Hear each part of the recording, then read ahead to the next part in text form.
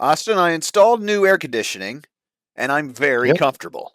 And on I bet. today's mini takes, late Space Marine 2 review, a weekend crusade, now possible? Bolt action just works, and is there another old world coming? Mini Takes Podcast. Look, if I open up your painting tutorial and the first step is getting out an airbrush, buddy, I'm not watching. Bunch of nerds on the internet. Are you even having fun with this anymore? Shane, if this happens, there's going to be wailing and gnashing of teeth, people burning their armies. If you can't see it, don't paint it. Austin is a really big show.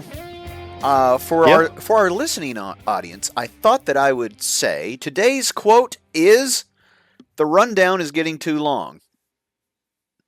It is getting quite long. I was adding stuff to it, and I was thinking, do we have time for all this? We probably don't, but we're going to try. I'm missing Game 3 of the NBA Finals, and that's just the sort of commitment that I make to the Mini Takes podcast and to you and to our audience. That Listen, just pop it up on the ESPN website, up on your computer, have it in a little mini window while we talk. You can keep an eye on it. yeah, and then I'll just be like, no, you don't want that. I'll take over. Yeah, we don't need that. Mini takes, as usual, once your takes, and we've got them for you. The Pansy Man, who's become a frequent contributor, we're glad to have you aboard. These come from YouTube last week, where our rundown, what did we talk about? What was our main thing last week? We talked about... We are excited about 11th edition. That's right. And my thumbnail was not at all facetious. I am excited about 11th edition. I really am. I'm hype. I finished a new character. You know how I love characters. I can't have enough characters. This another epic hero, Kravik Morn. In fact, for the he's an Iron Warrior guy, but he's going to be just he's going to be a special warpsmith type guy for my Chaos Space Marines, and you can see him over in our Discord in the Bitsbox channel. How does somebody join our Discord? I bet it costs money. It costs nothing. You can actually also check that guy out in a new YouTube short we've uploaded today on Monday.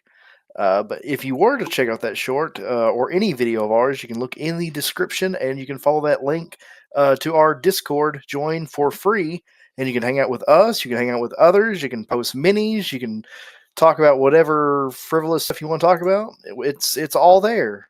It's a big smorgasbord of amazing, fun miniature stuff. Me and Austin do respond. We are quite active in it. So the Pansy Man says over on YouTube in the comments, you can also leave comments on Spotify. We see them there often, and then also in the Discord. If you throw some of your takes out, we may use them on the show. No bicycles? God forbid. My German stormtroopers have a modicum of whimsy. Next, they're going to say I can't put my desert rats in camo. That having to do with our what has become my pet take, that people's hobby on the internet is really just hating on everything, because the Warlord Games recent release of the German troops on bikes managed to even catch some strays from non-serious places of the internet. And then we had another one. So this was one of yours where we're talking about tattoos on people that have to do with 40K and how they never seem to get anything that's not nearly Nazi iconography, which is Very problematic. And look, it's not problematic to us because we know what it is. To random people at the Quickie Mart, they might think something about you that, and then we get into it. Do you want them to think that about you? Have you not thought this through? Is this a no regrets situation? Anyway, Paradukes says, on the subject of unfortunate symbols, I use a mixture of Celtic knots for iconography on my custom chapter. Most of them somewhat match with the standard icons. A quartered Dara knot instead of the 4 arrows for close support, for example. In lieu of the chevron that marks heavy support, I went with a Norse Volknut, which has a similar look to the chevron, while I still follow while still following the theme. Come to find out, a bunch of hate groups have adopted that symbol for their own use. Though, of course, I didn't find out until after I painted it on a bunch of tanks. This is why we can't have nice things. Jumps up and gets you, doesn't it? You got to be careful with those Nordic runes. Yeah. The whole Viking thing has been a little bit co-opted, hasn't it?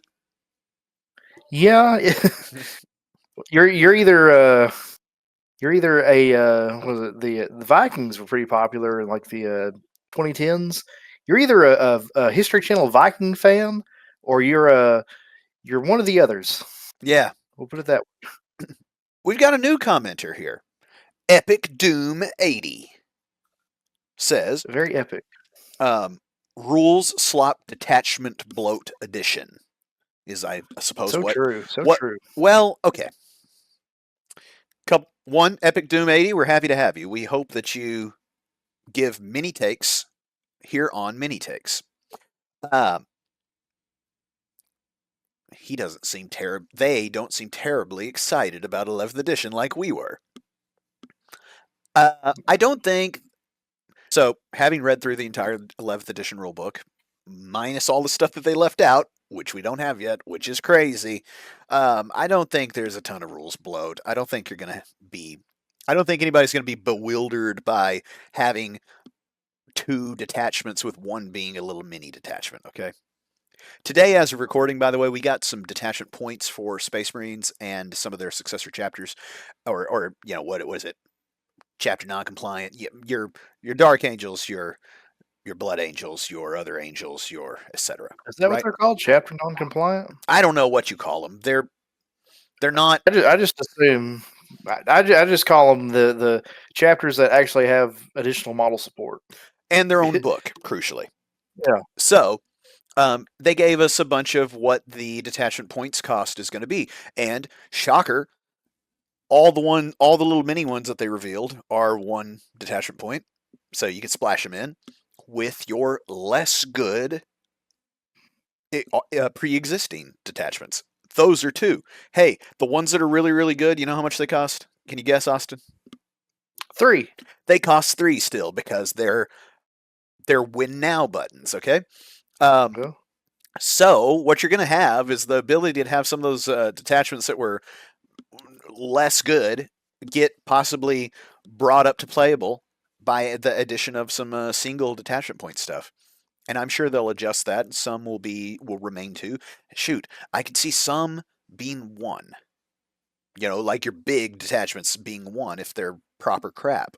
And with that, you get a rule that affects a unit or 2, a stratagem or 2, and enhancement or upgrade. And that's it.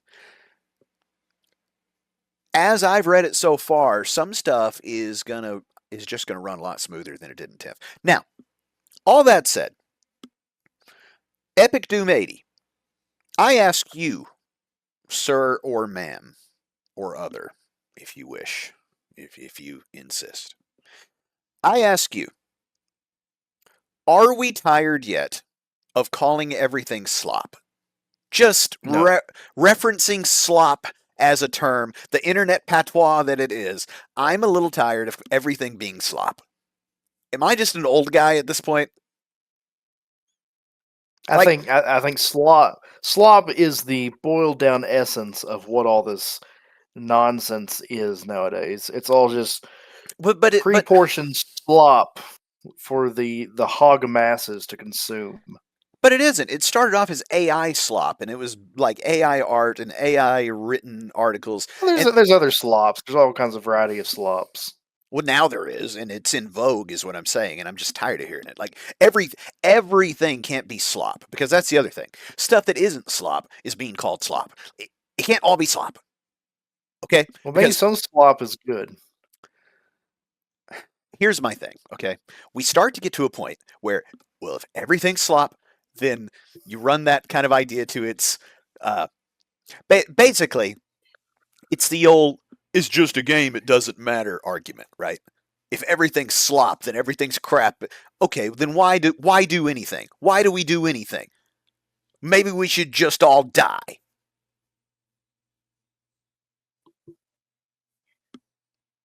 I don't know. Austin wants nothing to do with that. Uh, Many takes, once your takes, and we want more from you, Epic Doom, and everybody else. Because whether you agree with us or we agree with you, we're going to read them. You can even say bad things about us. We've read those too in the past, me especially. I don't know if Austin cares for that, but I love it. It is. Everyone loves me. They do. Well, see, this whole good cop, bad cop is part of the charm of the show. Let's get to our rundown. I played Space Marine 2 finally. I found it on sale on Steam and I played it. It took me 2 sittings to play through it. I want to say it was something in the realm of 7 hours, 9 hours long was all it was. Yeah. My review of it is, one, it is way too short as a single player game to have paid $70 when it came out, or whatever it was, 60, whatever it was. It was probably $70. Number two, I have no interest whatsoever with playing that kind of game online. I don't know what that would be for. That is not my kind of game to play the online mode. You don't want to get some buddies and play online? No, Play some Space Marine? and grind Tyranid hordes. No, absolutely not. Under no circumstance. So here's my take on Space Marine 2, and I know this is a very late review, but if you haven't played it yet, just like me, then here's like my opinion, man. Spoilers, by the way, from this point on. Skip ahead. Otherwise, it the story I really enjoyed. I really enjoyed all the sort of iconography. I liked how everybody was so tough. It was very Rambo. It was very that kind of thing that you expect from a male power fantasy sort of experience. I did not so much care for the actual gameplay, which to me just felt like running down halls and then coming into the arenas and fighting stuff. There's no puzzles, there's nothing to think about. You just move from one area to the next and you kill the stuff. And I guess that's fine because the story I did quite enjoy. And so, just ripping through it, I played it on normal difficulty. It ran great. I had the graphics turned all the way up. All the way up. Did have a few crashes that I think have to do with the anti cheat, which I was not using because I wasn't playing, but it runs anyway because it's got that in there, right? Story was good.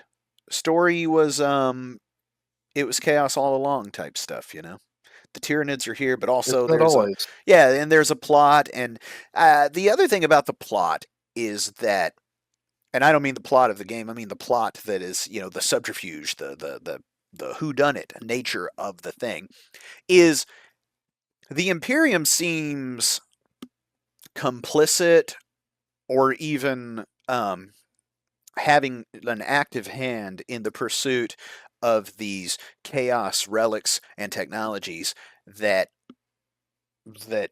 all the Space Marines and everybody who's like a normal, somebody is like, well, the Codex Astartes says we have to destroy that, right? And people are running up against Titus on some, nah, man, this is above your pay grade. You need to shut up about that. And he does not, which ultimately it ends up cool. I will say this though, man. Toward the end of the game, Marnius Calgar shows up, and it made you want to run through a wall. It was awesome. He comes in when everything's looking its bleakest, but you had sent a message before, a little time before, and now it's all going wrong. And he comes down and proceeds to wreck shop. I see why absolutely everybody has 4 of him. And he's got a new model And where more. he's a giant, crab man. Yeah, there are more on the way. It's like what is it? The Camino clone guys. They're like, what is it? However many million more on the way Yeah, from Attack of the Clones. yeah. We've got 5 million clones ready to go, and then we'll have a second batch. Yeah, So that's my late review of Space Marine 2. I did enjoy it. I think if you get it on sale, if you have not played it, it's absolutely worth playing. I don't think. Look, I'm not your normal gamer at this point for online multiplayer games. I'm into things like flight simulators or complicated military sims or racing simulators. It's really trying stuff that feels like a second job or an entire hobby is the sort of stuff I'm into. So, uh, you your mileage may vary with the multiplayer. Now, I have questions for you. Okay. So, you very much bemoan Space Marine 1. How does that experience compare to this one? Okay. There is some quality of life improvements just with the way that the camera follows you and the way that Titus moves. Um, I have, I guess, in my old age, I've gotten spoiled or something, but I've been playing. I've been trying to play Donkey Kong 64 on the Switch 2 N64 Virtual Console thing, right? And Hmm. the camera on that, because it is either rigidly attached to you or moving around somewhat randomly to accommodate the environment, right? Hashtag 90s game camera, makes me nauseous to the point of self destruction, okay? And the first Space Marine did that too. The other thing about the first Space Marine is it felt like there was a whole lot more chugga chugga fight slash chugga chugga fight slash in between the story beats, which I also really enjoyed. But it was like, gosh, if this was a TV show, I would be having more fun than if I actually had to play the game. That was my opinion of Space Marine 1. Space Marine 2 has a bit of the same, except it does not make me nauseous. And it felt. Again, I played on normal difficulty. I bet if you crank it up, it gets to be just a slog. And I don't know why anybody would want that. But it was fine. The gameplay was fine. It did what it does. Yeah. That's what I've been wondering about with you playing that game because I know you had some issues with Space Marine 1. Didn't know how it compared. Space Marine 1 played like a dated game when it came out. Okay. I've played Yeah, I played that. yeah, I've played other games from the same year. I forget what year the Space Marine 1 came out, and 2009, I think. I mean, golly. 10. When did Grand Theft Auto San Andreas come out? Way before that, I right? had no idea. And it's a slicker playing game, the Space Marine 1. Anyway, we could be here all day on that, and we got a long rundown. Okay, 2011 for Space Marine. 2011 and Grand Theft Auto San Andreas. I didn't have time to look it up. Well, as I set up the next topic, do some googling right quick. Yeah, Oh, yeah. Weekend So let's look it up. Crusade. The new Crusade. So the other day we talked about on the podcast. Go back and listen. Uh, we poured one out for the end of Crusade as we know it. The end of the 40K slash spreadsheet simulator. Right. I've, we've got some videos back on the old 40K Fanatics channel, which are still up and all our videos are still archived, where I teach you how to make a crusade force and how to keep up with your physical binder and all your various unit cards and things and how to sort of just get that to work, right? The problem with it is Hmm. that it's really hard to get people to commit to that amount of bookkeeping for very long. You need quite a big group to do it, to actually get through the various stages of a crusade book. And now we've got the new Dominus Crusade deck. Now, my information from this comes from the review that Tabletop Tactics, my favorite place to watch battle reports, got it. And they did a review showing what it's about. And what it is, Austin, is Hmm. a little deck of cards. And in the Armageddon box, you get sort of the setting book with it, right? And it's got missions, deployments, layouts, objectives, and your sort of agendas, your secondaries, right, are all these drawable or assignable things. Okay? And there's kind of three factions and there's three stages to the the campaign as a whole. And it scales so well. And you get given a relic card to put on a unit or whatever. So that's how your buffs and things work rather than uh, okay, you're gonna take a battle honor from your codex, so copy that down somewhere where you won't forget it. But this unit over here, they're gonna get a battle honor from the Crusade book, so copy that down because we may not have a Crusade book next time that you and Jennifer play, right? So keep straight whatever the heck that does. So what we've got is a much less um, intricate sort of Crusade experience, but here's the kicker. You and me and the homie Craig could say, we're going to play 6 games between all of us. Just 6, not 6 games each, but like there could be 6 games. We could get through the whole thing, each playing like Really? 2 or 3 games. Yeah. And we would have the whole experience of what happens because there's also territory that's being conquered. And then, depending on who is attacking and defending and on what piece of the territory, they have special rules, right? So it's almost like the twist mechanic in the previous mission decks and things. But it's much more narratively focused and it gives you this ability to have like an RTT sort of experience and then have a result of a narrative campaign. And I think that is awesome. So you're saying it's a it's a max 3-way, minimum 3-way? How does that work? There are 3 factions, so basically Xenos, Chaos, Loyalist, right? And then you can Yeah. sort of put yourself in whichever ones, and that's just sort of for the scorekeeping, and then it just goes on. But it's only got the 3 stages, and it means for you to play one or two battles per stage. So you can, so at its smallest, you can bang through it really quick, like in a weekend or in a day or two, right? Rather than Big Crusade where it might take you months.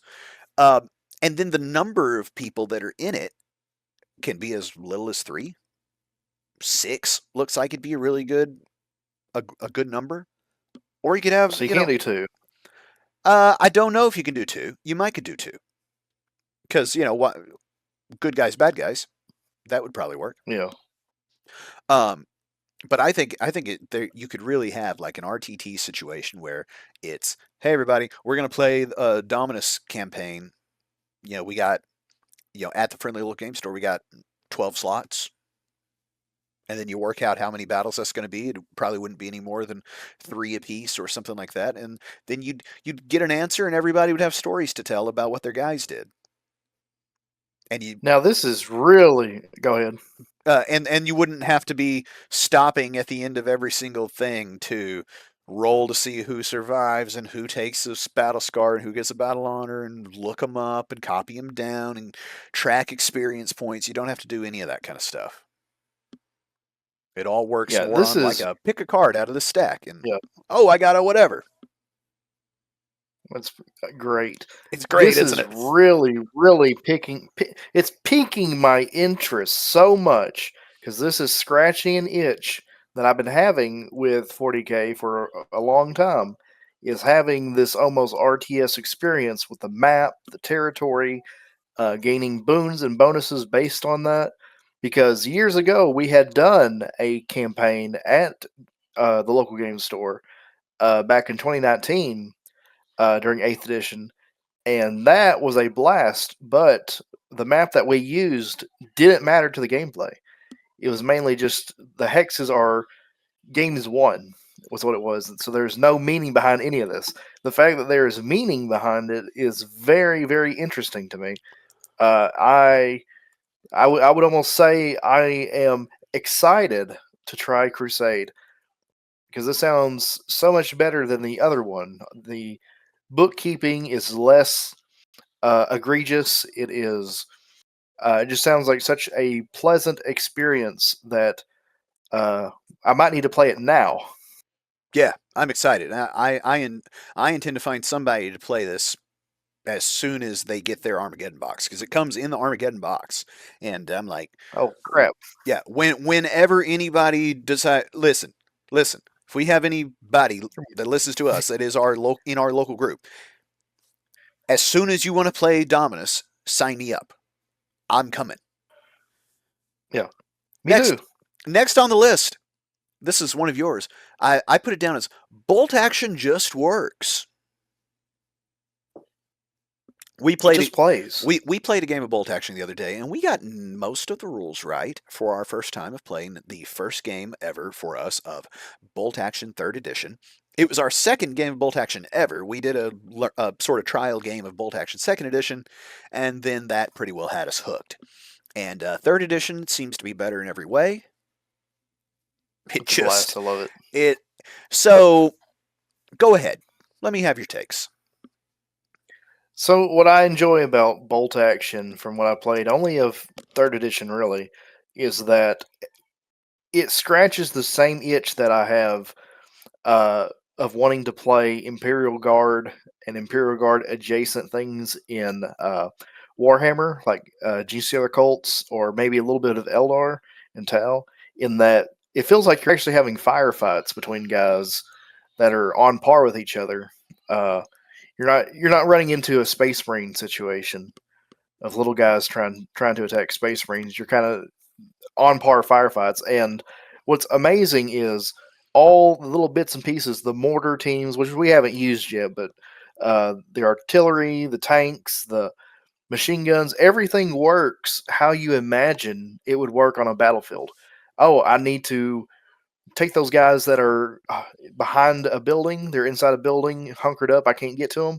Oh, just fire an HE shell at them, and you have the potential of destroying the building, and you can do more damage and pins to them from the ceilings falling on their heads. It is so intuitive that things work how you would think they would work. The infantry, they do what infantry do. They go hold the point. They go run onto the point. They die to machine guns. It is just an amazing game that I am falling in love with. Yeah, it's and I second everything you said. So the thing that bolt action does, and look, folks, I'm not saying it's better than 40k. I'm not going to say that because I don't think it's true. I think it's apples and oranges. I know, why can't we compare fruit? But that's what people say. We're not allowed to compare fruit, and so I will not go against the grain of society. We are trying to have a society, and therefore it's apples and oranges. They're incomparable. With that being said, I'm going to draw some comparisons. Uh, Bolt action works really good because it's meant to replicate what real people do. Real Yeah. weapons, there's no sci fi. It's dudes running around shooting bullets at each other from a distance, right? And it does that wonderfully. It's Bolt Action Third Edition has a hit wound save mechanic, just like 40k. They didn't used to have that, and it was kind of weird because you sort of didn't have any. The defending player had no agency on whether their guys survived, and now they do sometimes, which is good. It's got this random activation that is sometimes alternating and often not, so that's kind of cool. It does the thing that I always talk about when people are like, "Why the 40k alternating activation?" Because it would take forever. Because we don't know. It's a dice in the bag situation. You draw a die, and whoever's dice it is who gets that activation. And without fail, you'll get a dice and have an idea, and you'll move your guy, and then you expect, all right, the next one probably won't be me. Oh no, it's me again. I had not thought this far ahead, right? The stuff that works so great though is I'm going to set up my machine gun team to cover this open area. That area is now shut down from running soldiers. And that's Hmm. good because that's what it's for, just like you're saying. Uh, Yeah, ho- it is. It however, just runs. however, if I decide, well, I have to get through that area, I'm going to roll my tank up at that machine gun nest. Machine gun got no answer, just like you'd expect, which I think is cool. Hmm. Because think about it.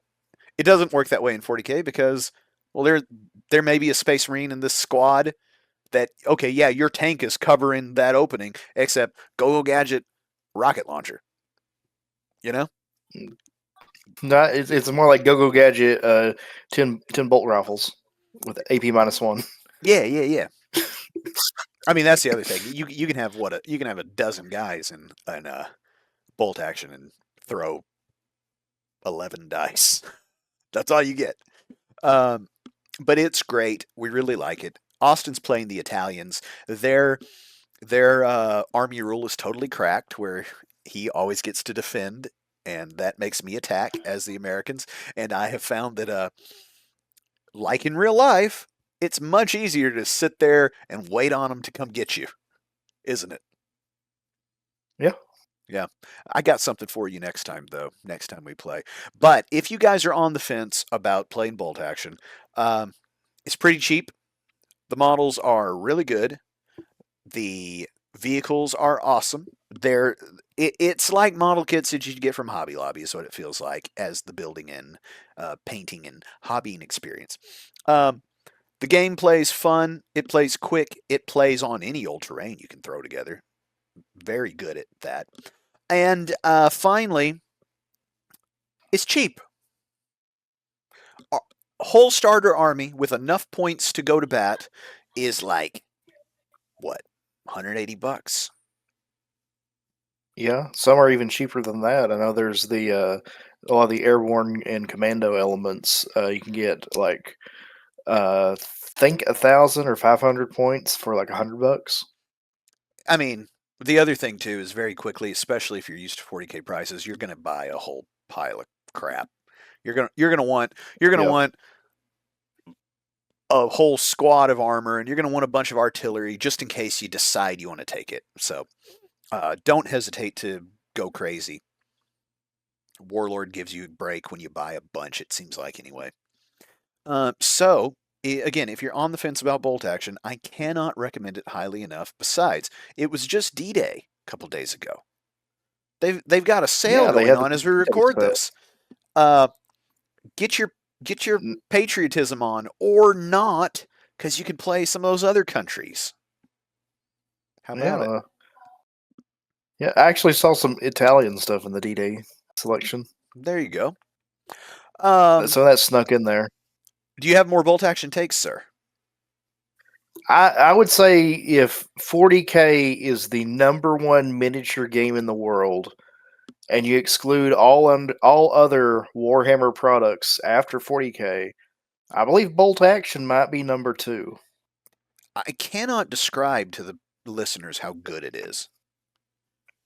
Like even when you're losing bad, it's like, well, that kind of makes sense. I messed up.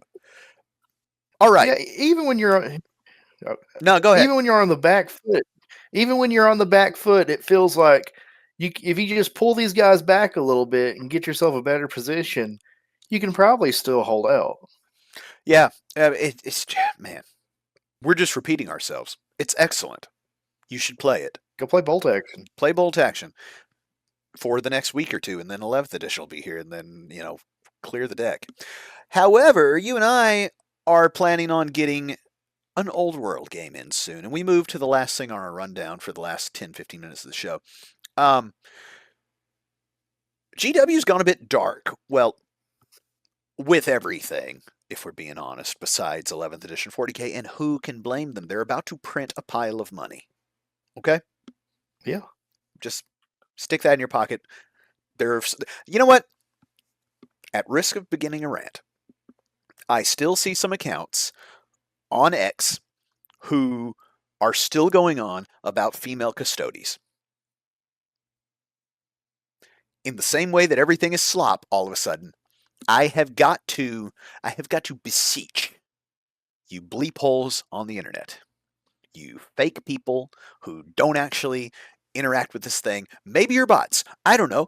Get in the comments. Let me know if you're a real person with these opinions or not. All right? That is so yesterday's news. I have heard every single take that you can possibly come up with about female custodies. I get it. You don't like them. I'm not saying you're right. I'm not saying you're wrong. I honestly don't care what your opinion is. I'm just like, get some new material. Please. Now, Yeah. GW has gone dark on Old World along with everything else. However, it's been particularly dark for a while now for Old World, especially with regard to rules balance updates, erratas, clarifications, etc. Now they did say that they did one big pass of updates. It clarified not a lot that the community was worried about, and they were like, "We don't know if we're going to do any more or not." Yeah. You know, But I actually just looked up on Warcom. yeah, I looked up on Warcom, and besides Legions Imperialis, which went dark, I think in November or December of last year, this is the most dark game that Games Workshop has right now, based on lack of intel out there. Because Necromundo's after that, and that's last thing we've got for that is April. So we haven't gotten anything for Old World mentioned at all since February. which was the second wave Grand Cathay release, I believe. Yeah, that was them saying, "Hey, it's out. Come buy it." Yeah, and it's good. It looks good, and it's also totally busted. Um, Points update on that stuff, please. Um, However, the rumors they do abound, and I've seen some. I've not looked very close at this, but I think that you have, so perhaps you can Yeah. elucidate us on it. But there's talk of possibly an Old World 1.5. Yeah, that's what the rumor's been saying is that they are going to be uh, taking all the erratas and FAQs and codifying them into the rule book, and at the same time trying to clean it up because I know it's a very esoteric text that trying to find whatever rule you're looking for in there feels like a goose chase of constantly going back and forth to pages. Uh, and it's hard to read at times because of that. But they're looking at possibly cleaning the rules up based on this rumor. There's also rumors that a new two-player starter set will be coming out with Wood Elves and Tomb Kings. Tomb Kings Doing again? yeah, I assume it's the second wave of Tomb Kings and updating a lot of their plastic sculpts. Wood Elves, I guess, need a range update. I, I They want have to a lot of say, metal. yeah, I want to say at this juncture that from this point on in the podcast, I'm going to be straight out of my rectum on my takes. It's about to get very tinfoil hat over here. Okay, let me finish up with last bit. Uh, and then there's talk of them integrating Dark Elves into Old World now that we've had the last bit of Warhammer Fantasy kits being removed wholesale from Age of Sigmar and Cities of Sigmar. They are officially separating the lines, and we have lost all the old Dark Eldar stuff from there. And now the two games are separate. So now it seems like the Dark Elf line needs a home to live in. And that leaves Old World. And it's kind of strange having the High Elves and not the Dark Elves. You don't have the yin to the yang. Sure. So here's what I think. First of all, my problem with the Old World rulebook has nothing to do with its formatting, okay? My problem with the Old World rulebook is it doesn't have rules for situations that come up, okay? For instance, multi charges. Nobody knows how they resolve. Just don't do them. I mean, what are you Avoid talking them. about? They happen constantly, and the rule book is got like it says stuff. It is unclear how it works, and it's unclear to everybody. In fact, just the other day, I was watching a Tabletop Tactics, and they do quite a bit of Old World, and have been doing a lot of Old World as 10th edition has basically wound down. They've been putting out Old World, and somebody they referenced some comments that they had got where people were mad initially that they kept getting stuff wrong, and then another comment recently that was like, "Hey, appreciate you guys cleaning this up and sticking with it." To which one of the hosts said, "Like, we're doing our best. I don't know if you've seen that rule book, but even when you go to reference it, you don't get an answer. So you have to go Yeah. find you have to go find how other people do it or how a community resolves these situations. And that is some bull. Yeah, going to the old world tournaments has been the only way for me to learn how to actually play the game, or at least the way that they play the game at the tournament. Because I've gone down this rabbit hole before of, are we even playing the game right? Is anyone playing the game right? Is it just a series of separate communities with their own like homebrew rules that somehow find their way into the canon of being the way the game is played? Which is fine. Then, somebody let us know where you find that, you know, out in the wild, right? Because as you and I are the only ones in our community that play Old World, we're sort of making it up as we go. And it's like, is it right? Is it not right? Does it even matter? Who could say? On one hand, on the other, like that rule book is not small. It should have the Mm-hmm. answers in it. Okay. Now, that's my gripe about the Old World rules. They're not good in like a they don't answer the questions kind of way, which is the worst way to not be good. I can have them verbose, I can have them vague, I can have all that, right? But when it's just like, I went and looked, it don't say, unacceptable. Now then, it makes no sense to me that they would do Wood Elves and Tomb Kings as another starter box because they already have those armies. And presumably, a starter box is not to expand armies that already exist. That wouldn't make any sense, right? So what is it? It's a wave 2 Tomb Kings box. So you got wave 1 in the first starter box, and now you're going to buy another starter box to have a different other army so that you now have a whole Tomb Kings army. That makes no sense. Now, is it possible that GW can hear the old world footsteps coming up behind Age of Sigmar? Because if we're being honest, uh, the old world appears to sell good. A lot of people like it. A lot of people seem to buy it. There's no shortage of old world being hobbied upon all over the place here in the US and abroad, right? No Mm-hmm. shortage. There are people printing armies for those armies that are not supported. There are community made expansions at this point that are getting some actual factual use at the kind of tournaments that people play with Old World, which are just their own, let's be honest, because it seems like GW does not want to fully embrace the Old World, and I think that's because they're afraid, if they did what makes sense, that Age of Sigmar, which is already on life support, we've covered the rumors that Age of Sigmar is going to turn into Warhammer Fantasy, which I think would be great.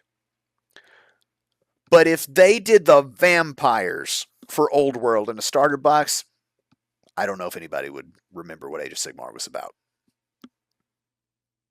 Yeah, vampire counts have always been a top seller for Games Workshop, and that would be a really strong sell if you did like vampire counts versus Empire. Who you talking to? Big hats and vampire counts in the style of that recent Blood Bowl team release? Man, popped collars everywhere, son. They would be awesome. And what would you the whole reason anybody plays Age of Sigmar at this point is to play rats and to play Soulblight Gravelords. To play rats and to play vampires. That's why people play Age of Sigmar. Mm-hmm. Nobody plays the Ideneth Deepkin. Nobody plays the whatever the Wood Elves are in Old World. Nobody does that. I mean, in Age of Sigmar, nobody does that. Anybody that wants the Wood Elves plays Old World because those Wood Elves are amazing, right? Yeah. Come on, GW. I don't see why, unless you just love to look at the models for Golden Demon, Age of Sigmar is not just. I mean, let's put them all on. Let me put my Nighthaunt on squares. How about that? Yeah. Clean up these rules. Give us Old World 1.5. That is what people are saying. Call it whatever you want. Call it Warhammer Fantasy again. I don't care. Bring Transformers, baby, till all are one. Bust this thing down like Total War Warhammer. 1, 2, and 3. You get all three, you get the whole campaign. Am I right? Yeah, you're right. You see what I'm saying? I'm not saying bring the vampire counts, nix Age of Sigmar. I'm saying bring the vampire counts, grab the Night Haunt from over here. The Skaven are already there, right? You can play rats in Old World, can't you? They are not an official army. Okay, so you bring your Skaven in. Uh, Let me tell you who doesn't come along. Can you guess who doesn't show up? Stormcast. The Stormcast. You leave them to the bin of history because nobody likes them. They're very lame. They're Space Marines, except they're in this other thing. They don't make any sense. Forget about them. What do you think? You got takes on that? Well, that does seem to be. It's quite a dilemma for Games Workshop. How is it a 'Cause dilemma? now, what I'm saying about the dilemma is that Age of Sigmar has been GW's baby that they've been carrying along for 4 editions now. They have been propping it up That and doing everything they can to make this Austin, game. it's a sick baby. It's a weak baby. That baby comes from poor stock. That baby is covered in Space Marine armor for no reason that anybody can convince me of. What I'm saying is there's a faction in the Games Workshop corporation environment, and they don't want to see uh, their game killed to bring back that game that they killed to create this game. I think so. Here's my thing about that because you sort of allude to the corporate mentality of GW, right? But in this case, you can't have it both ways. They can't at once always be this cutthroat. Yeah, we don't care that your model's got legend. Yeah, we don't care that you got to buy a codex. Yeah, we don't care. Ba ba ba ba ba. We're moving. This train. This train is running. Right. At the same time, Legion Imperialis. I bet you they ain't spun up any plastic for that thing in years. Okay. When did it come out? That's probably the last time. They're like, we're never selling these boxes of tiny stuff. Uh, that's one. Two, it's not like we're saying everybody go play Star Wars Legion because they've got vampires and dwarves and etc. That's not what we're saying. We're saying Age of Sigmar is here, got some problems. Old World needs a little rules update. Two birds, one stone. We're still buying from GW. Therefore, that sort of corporate mumbo jumbo that everybody accuses them of constantly of being these greedy capitalist monsters, they don't care from whence the plastic gold flows.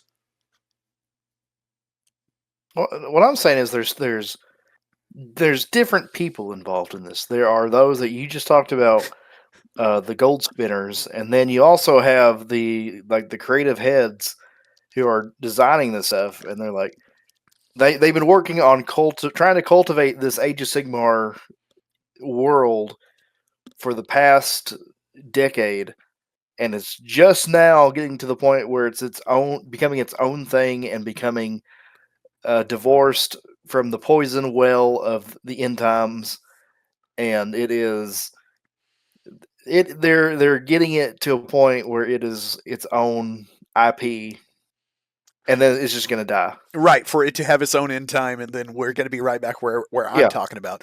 What's going to be hilarious is if between now and that eventuality, we do end up with Vampire Count, Skaven, etc., in Old World 2 or whatever they're going to call it, and then Age of Sigmar is going to have something happen where they're now, outside of the mortal realms. They're like back on something that is sort of a Battle Planet. an intellectually tangible setting. How about that? Um, and and so then it's like, which one of these is Warhammer Fantasy? Are we just either we've got square bases and rank and flank, and we've got round bases and 3-inch engagement range? Is that going to be the difference? Because that's not much difference. Yeah, they could do that. They could. We're going back to the rumors of Age of Sigmar dying and getting replaced with Battle World and everything. Just it's interesting times for the Sigmar players, and I guess I wish them luck. I sold my army weeks ago, so I'm out of it. I still have my Night Haunt, and they have not seen the table in some time. They have not seen the table since their book came out, and that's kind of a shame. But also, I don't know anybody else has played Age of Sigmar in a very long time since the new edition even came out, and so I'm not sure who has the oh gosh, what do they call General's Handbook that's current, and I don't know who actually knows the rules since previous erratas and FAQs. Like, but I'll go play Old World with you. Yeah. I'll take on all comers on Old World because it's really fun. Sometimes sometimes it is deeply stupid, frustrating. And yet, I have a lady that rides a unicorn for that army. And I got to go back. Yeah. Let us know what you think about any of this. Is Age of Sigmar for the birds? Are the Stormcast Eternals a sick baby? Have you played Bolt Action? We want your takes every week, right here on Many takes.